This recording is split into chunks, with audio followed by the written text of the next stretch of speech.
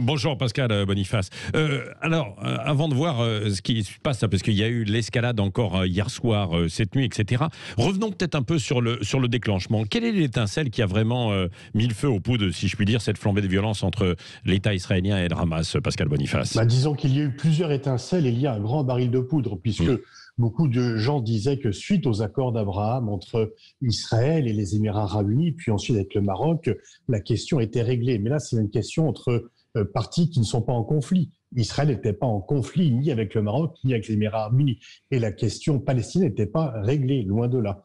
Et donc, on peut dire qu'il y a eu plusieurs escalades. D'une part, la campagne électorale israélienne avec l'entrée de l'extrême droite à la Knesset, suite à un accord avec Netanyahou, pour préserver le pouvoir de Benjamin Netanyahou.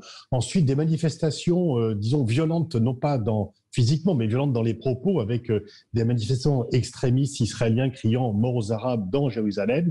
Et puis, un débat qui n'est pas simplement un débat foncier sur l'expulsion de familles palestiniennes sur des immeubles qui sont réclamés par les Israéliens, qui estiment avoir des titres de propriété antérieurs à 1948. À Jérusalem-Est, c'est ça, Pascal Boniface. C'est ça, à Jérusalem-Est. Qui est toujours le nœud, en fait. Qui est le nœud, et surtout ce quartier-là, puisque pour les Palestiniens et officiellement pour la communauté internationale, Jérusalem-Est devrait être la capitale d'un futur État palestinien le jour où il sera créé, mais ce jour est de plus en plus lointain, alors que du côté israélien, Jérusalem est unifiée et la capitale est comme ouest de l'État d'Israël. Donc il y a effectivement des positions qui sont fondamentalement antagonistes sur Jérusalem. Ouais. Comment se fait-il que la communauté internationale n'ait pas réagi plus tôt? Parce que là, il va y avoir une réunion du Conseil de sécurité de l'ONU, et ça fait quand même plusieurs jours, que ça fait grosso modo une semaine que vraiment il y a la tension de plus en plus forte avec des violences, et même avant, on le sentait venir, Pascal Boniface.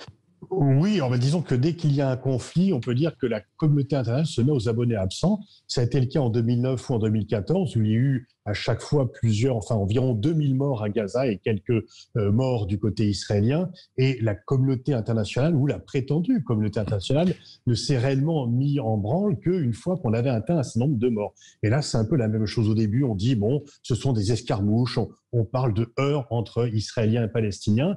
Et puis tout d'un coup, ça s'emballe, ça s'accélère, et c'est déjà un peu le cas, puisque là, le nombre de morts augmente. 5 morts côté israélien, 35 côté palestinien.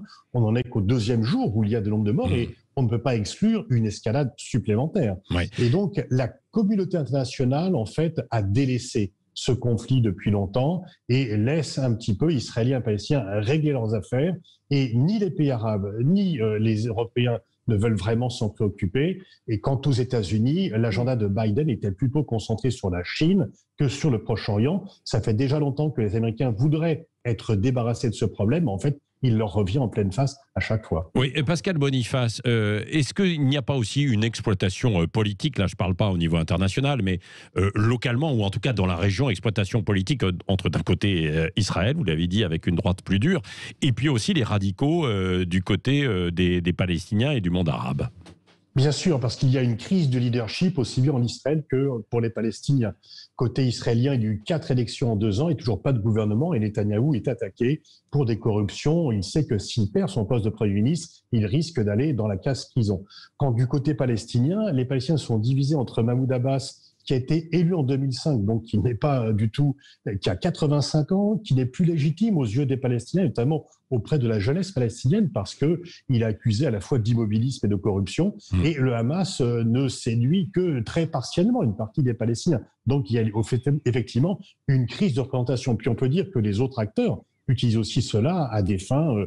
Ce conflit est instrumentalisé de toutes parts, évidemment. Ouais. Et c'est pour cela aussi que les choses changent, parce que les Arabes qui se sont révoltés à Jérusalem ne sont pas des militants du Hamas. Et ils se sont mobilisés, mais effectivement, il y a aussi une lutte interne, politique, aussi bien en Israël qu'en Palestine. Oui. Est-ce que la France devrait s'en mêler, se positionner et puis derrière ça, il y a les possibles répercussions également sur notre territoire. À chaque fois, oui, on bien le redoute. sûr, Bien sûr, on sait que la question est très sensible et qu'il y a une importation du conflit israélo-palestinien et que dans votre métier, il est très difficile d'en parler calmement, sereinement. Il y a des pressions de toutes parts et c'est un conflit que l'on importe alors qu'on devrait pouvoir en parler. Parce que si on n'en parle pas dans des médias comme chez vous, les thèses complotistes vont être beaucoup plus forte. Donc on doit aborder très sereinement et très calmement ces questions-là dans un débat qui peut être un débat contradictoire parce que chacun peut avoir des positions différentes, mais sans insulte immédiate dès qu'on est en désaccord, ce qui n'est pas le cas.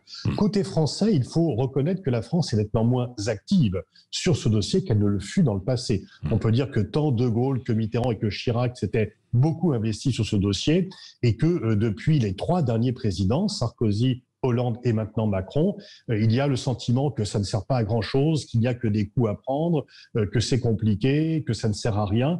Et donc, il y a une diplomatie française qui est nettement moins active et flamboyante, pourrait-on dire, qu'elle ne le fut dans le passé. Merci beaucoup, Pascal Boniface, directeur de l'Institut de Relations internationales et stratégiques, l'IRIS, et spécialiste du conflit israélo-palestinien. Merci à vous d'avoir été avec nous.